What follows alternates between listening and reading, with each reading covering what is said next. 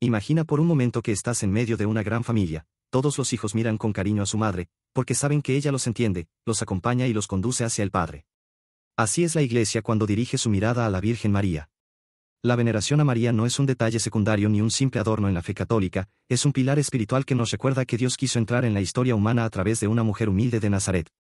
Ella es la madre de Jesús, verdadero Dios y verdadero hombre, y por eso la Iglesia la honra con especial devoción. Razones fundamentales de esta veneración. María como Madre de Dios, Theotokos al ser la Madre de Cristo, es también Madre de todos los que formamos su cuerpo, la Iglesia. Modelo perfecto de fe y obediencia, el sí como su respuesta en la Anunciación, es el ejemplo que todo creyente está llamado a dar a Dios. Intercesora cercana, los católicos creen que María, como Madre, intercede por sus hijos ante su Hijo, Jesús. Ejemplo de humildad y servicio, ella no se glorifica a sí misma, sino que siempre nos conduce a Cristo, hagan lo que Él les diga, Juan 2:5. La veneración a María no es un culto paralelo ni una distracción de Cristo, sino un camino seguro hacia Él. Honrar a la Virgen es reconocer la obra maravillosa que Dios hizo en ella y dejar que su ejemplo ilumine nuestra propia vida. Desde los primeros siglos, la Iglesia ha reconocido a María como Madre de Dios, Theotokos, título solemnemente confirmado en el Concilio de Efeso, año 431.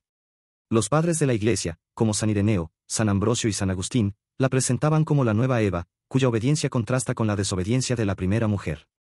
La veneración mariana, por tanto, no es una invención tardía, sino parte integral de la fe cristiana desde sus raíces. Constante en la tradición cristiana.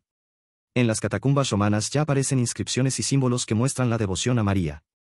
Los himnos más antiguos, como el Subtuum Pesidium, siglo III, revelan que los cristianos acudían a ella en oración. La liturgia oriental y occidental siempre la ha tenido en el centro de la piedad, como intercesora y modelo de santidad. El inicio de las objeciones, el luteranismo o la mal llamada Reforma Protestante, surgió con Martín Lutero en el siglo XVI, y fue aquí cuando comenzaron las objeciones sistemáticas contra la veneración mariana. Aunque Lutero mismo mantuvo cierto respeto hacia María, reconociéndola como Madre de Dios y ejemplo de fe, rechazó la práctica de invocarla como intercesora.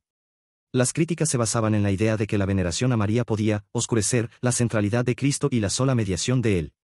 A partir de ahí, muchas comunidades protestantes fueron abandonando la tradición mariana, interpretando la devoción como una desviación o incluso como idolatría. La Iglesia Católica sostiene que la veneración a María nunca compite con la adoración a Dios. La diferencia es clara. Adoración, latría solo a Dios. Diferente de veneración a María, hiperdulía, por su singular papel en la historia de la salvación. Y finalmente, veneración, dulía a los santos en general. Así, la veneración mariana no es un añadido humano, sino una consecuencia lógica de reconocer la obra de Dios en ella. La mal llamada Reforma Protestante abrió un debate que sigue vivo hasta hoy. Las principales críticas protestantes contra la veneración a la Virgen María suelen girar en torno a 3 puntos fundamentales.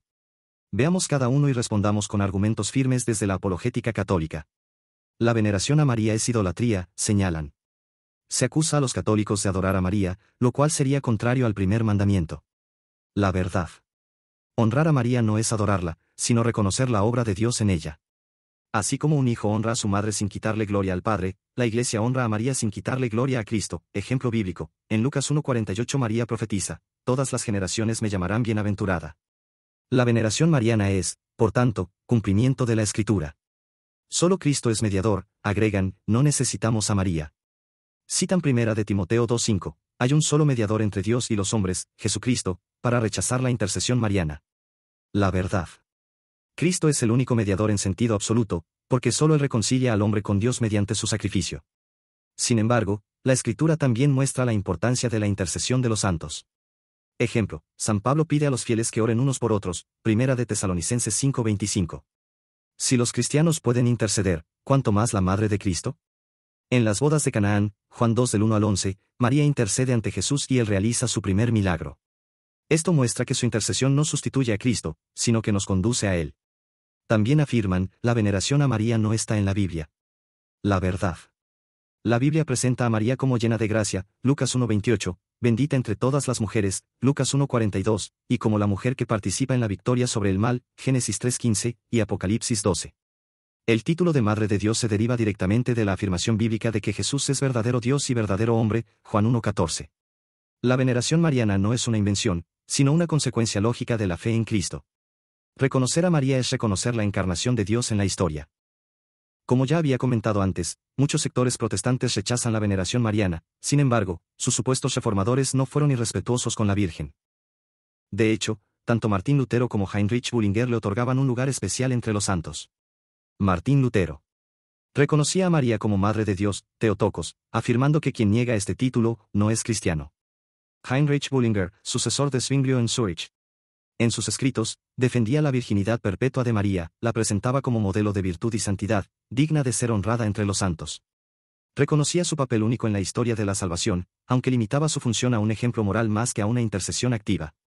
Así bien, en esta parte vemos que el protestantismo original era mucho más cercano a María de lo que la mayoría de las iglesias evangélicas de hoy en día. En orden con lo anterior, valdría la pena que el protestantismo actual reconsidere la importancia de María. Queridos hermanos, en tiempos donde abundan las voces que buscan confundir y dividir, la Iglesia nos recuerda que nuestra misión es perseverar en la fe transmitida por los apóstoles. Esa fe no es una opinión pasajera ni una tradición humana, sino el tesoro recibido directamente de Cristo y custodiado por la Iglesia a lo largo de los siglos. La fe apostólica es la garantía de que seguimos el mismo evangelio que predicaron Pedro, Pablo, Juan y los demás apóstoles. Es la fe que se ha mantenido viva en la liturgia, en los sacramentos y en la comunión de los santos. Es la fe que nos une a María, a los mártires y a todos los que han entregado su vida por Cristo. No dejemos que las críticas, los ataques o las falsas interpretaciones nos aparten de la verdad. La veneración a la Virgen María, la comunión con los santos y la fidelidad al magisterio son parte de esa fe íntegra que los apóstoles nos transmitieron. Perseverar significa mantenernos firmes, con humildad y valentía, en medio de las pruebas. Como dice San Pablo, mantengan las tradiciones que aprendieron de nosotros, de viva voz o por carta, 2 de Tesalonicenses 2:15. Esa es nuestra misión, guardar, vivir y transmitir la fe apostólica sin miedo y con alegría. En el ámbito del diálogo interreligioso, es común encontrar voces críticas hacia la fe católica. Sin embargo, no todas esas críticas nacen de un estudio serio o de un conocimiento profundo de la tradición cristiana. Existen lo que podríamos llamar pseudoapologetas protestantes, quienes en lugar de ofrecer argumentos sólidos, recurren a caricaturas y falacias para atacar a la Iglesia. El recurso del muñeco de paja. Estos críticos suelen construir versiones distorsionadas de la doctrina católica, para luego refutarlas con facilidad. Un ejemplo recurrente es el término mariolatría, usado de manera peyorativa para acusar a los católicos de idolatrar a la Virgen María. En realidad, como ya explicamos antes en este video, la enseñanza católica distingue claramente entre la adoración, latría, reservada solo a Dios, y la veneración, hiperduría, que se ofrece a María como Madre de Cristo. Tales acusaciones suelen ignorar siglos de reflexión teológica y práctica litúrgica que han sido parte de la vida cristiana desde los primeros concilios. La devoción mariana, lejos de ser idolatría, está profundamente enraizada en la cristología. Honrar a María es reconocer su papel único en la historia de la salvación. Reducir esta riqueza a un insulto revela más desconocimiento que análisis. El uso de etiquetas despectivas como mariolatría no responde a un debate serio, sino a la carencia de fundamentos para sostener una crítica coherente. En lugar de dialogar sobre la escritura, la tradición y la historia, se recurre a simplificaciones que buscan desacreditar sin comprender. La apologética auténtica, sea católica o protestante, debe basarse en la verdad, el respeto y el estudio honesto. Los ataques con muñecos de paja no enriquecen el diálogo, sino que lo empobrecen. Reconocer la diferencia entre veneración y adoración, y comprender la tradición histórica, es esencial para superar prejuicios y avanzar hacia un intercambio más fructífero entre cristianos. Santísima Virgen María, Madre de Dios, ruega por nosotros los pecadores. Amén.